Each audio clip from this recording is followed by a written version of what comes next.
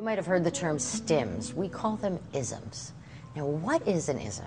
An ism is, and you've probably seen your child do this, it's something your child does repetitiously, exclusively, that means they just do it for their own enjoyment, and to the exclusion of everything else. This might be things like your child flapping their hands, your child walking on their toes, making certain sounds, flipping pages in a book. It might be some children take little matchbox cars and just spin the wheels, or line things up, or put things in patterns. Some children who are higher functioning or who have Asperger's syndrome, they might tell stories about topics that they're incredibly interested in, or ask questions repeatedly, but mostly to themselves. It's not really so they can have a back and forth communication with someone, but it is, again, exclusive and repetitious and self-stimulating. We have a very unique way of dealing with that.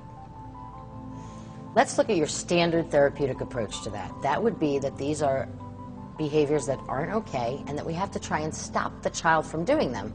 And that's a way that we're going to get the child to be more interactive. Now, if you have a child who's diagnosed with autism or on the autism spectrum, you've tried that, and it doesn't work. It can work momentarily when you take their ism toy away from them, but invariably they come back to it or they find something else, and the result is not an engaged human being. Actually, oftentimes when things are taken away from children, it's not often done in the most respectful way. What we're really focusing on is creating a really engaged social relationship between you and your child, or between ourselves and the child that we're working with. That's why we take a really different and I think exciting approach. And that is, we actually join in with these behaviors. We see the behavior as a doorway to creating a relationship. Let me describe to you now exactly what joining is.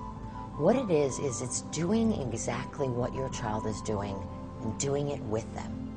So the first thing you want to do is actually just take a moment and look at your child. Actually observe what they're doing. Let's say your child's flipping a book. Just sit and look at them. Do they flip 5 pages and then stop? Do they flip the whole book and then turn it over and flip it again? Just observe so you can really see what they're doing. Then place yourself about 2 or 3 feet away. If your child has a book, you're going to get a book.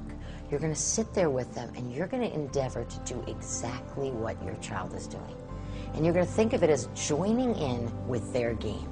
And their game is flipping a book. So now you're going to flip the book with them. And you're going to think of it sort of as tandem dancing.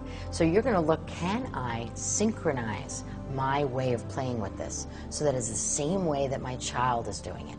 So you're going to flip the book, and they're going to flip the book. And you're going to do that with them. And I would do that for at least 15 minutes. If your child's lining up blocks, you're going to get your own blocks. You're going to line them up.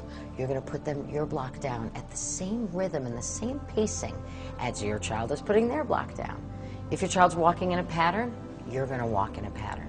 If your child's saying a phrase over and over again, you're going to say that phrase.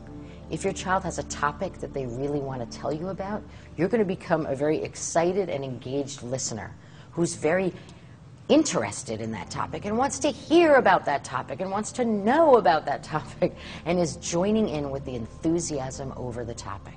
The idea is to do this really with sincerity. So this isn't about going through the motions while you're thinking about a laundry list of things you have to buy at the supermarket. This is actually using the joining as a way to connect. Think of it as this is your child's language, and you're saying that you love them and that you care about them and that you want to be close to them. You're saying it in a language that they can understand. And I'd recommend that you do this for at least 15 minutes, and I do it 3, 4, 5 times. Now, some children, they respond immediately. Within the first 2 minutes, you're going to see signs from them that they're responding to what you're doing. They might look at you. They might lean into you. They might share their items with you. Other children, they require a little more convincing. Perhaps they've had their toys taken away from them in the past. Perhaps they're not as open. And so you might find that the first time for 15 minutes, you might not see any particular way that they respond. But go back and do it again. And then go back and do it again. And show your child that you really want to be close to them, that you really want to have a relationship with them. And think of this as your way to truly love them. Our program is based on an attitude of love, acceptance, and respect.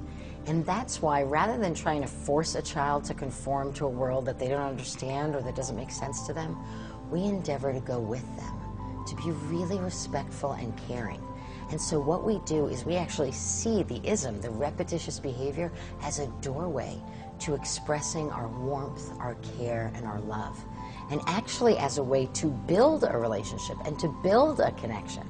And so what we do is we actually venture to go into a child's world, to actually be with them where they are if they don't feel quite ready to be with us where we are.